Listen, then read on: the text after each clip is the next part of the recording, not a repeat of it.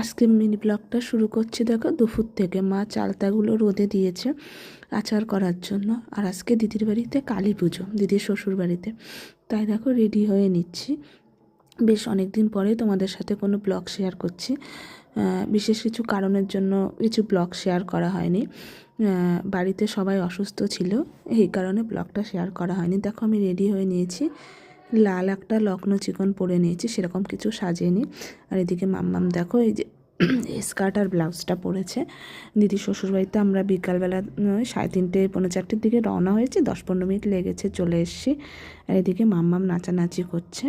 আর এদিকে দেখো কালী পুজোর সব প্যান্ডেল সব যোগাড়যন্ত্র হয়ে গেছে, একটু পরে ঠাকুর আনতে যাওয়া হবে। আর এদিকে দেখো ঠাকুরের এখানে কত ঠাকুর রয়েছে। আর আমাদের মানে দিদির শ্বশুরবাড়িতে এই কালী ঠাকুরটা নেওয়া হয়েছে। আর মার মুখটা দেখো কি অসাধারণ লাগছে।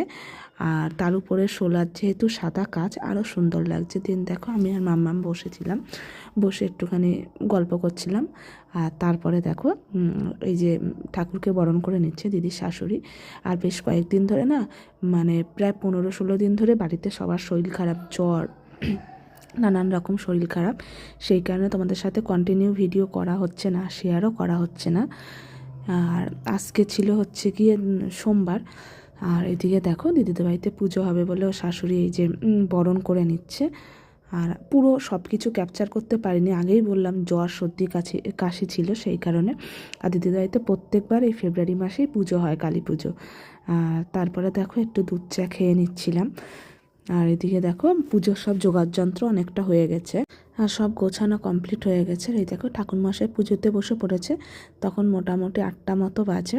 আর ঠাকুরকে দেখো কত রকমের মালা দিয়েছে, জবার মালা, রজনীগন্ধার মালা, তারপরে বেলপাতার যে 108টা বেলপাতা দিয়ে যে মালা হয় সেই মালা দিয়েছে। বেশ কিছুদিন ধরে সকালবেলা বেশ ঠান্ডা পড়ছে, এই গরম লাগছে, আর সন্ধ্যার দিকে বেশ ঠান্ডা পড়ছে। আর বেশ ভালোই ঠান্ডা ছিল, হালকা হালকা।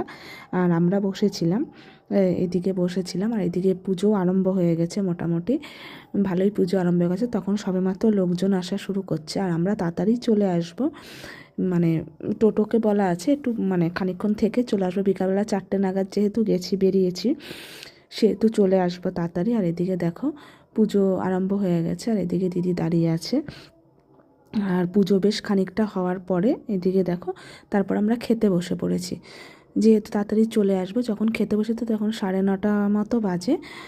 তখন আমি, মা আর মাম্মাম খেতে বসেছি, মাম্মাম আমাদের সাথে চলে আসবে। তা প্রথমেই দেখো কি দিয়েছে, প্রথমেই খিচুড়ি দিয়েছে।